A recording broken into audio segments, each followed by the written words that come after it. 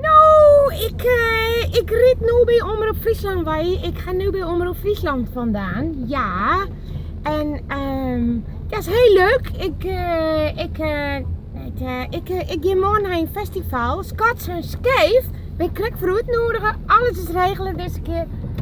Dus ik hoef je munt te geven. Dat is hartstikke fijn. Dat hoop ik dan net bij het volgende festival dat het al je regel is. Dus nou ja, ik vind het hartstikke leuk, maar Denny Panadero, ja, die man die kan spelen, jongen, die mondharmonica, jongen, daar wist u rol van, maar ja, nou weet ik overal een rol van.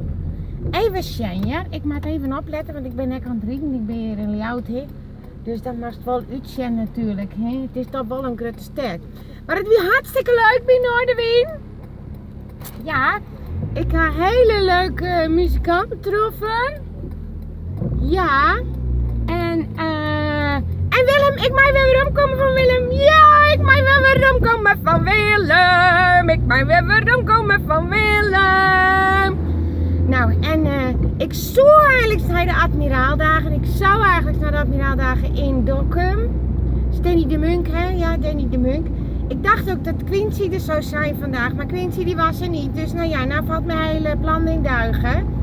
Nou, dan moet ik dan maar wat van meidje. Ja, mijn hele plan valt in duigen. Quincy, ja, zeker zanger, die zou er komen, maar die wierde dus net.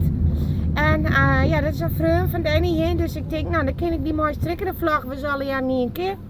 En dan ging ik even naar de Admiraalsdagen, maar ja, ik moet even eerlijk wezen, ik moet even nu terechten. Ja, ik ben ook net meer de jongste natuurlijk, hè. Dus tijdsindeling en dan ging ik van Jan even naar Jack. Ja, ik ging gewoon even naar Jack, naar Mark zegt. Nou, toedeloe en een fijne Jonne. Hoi!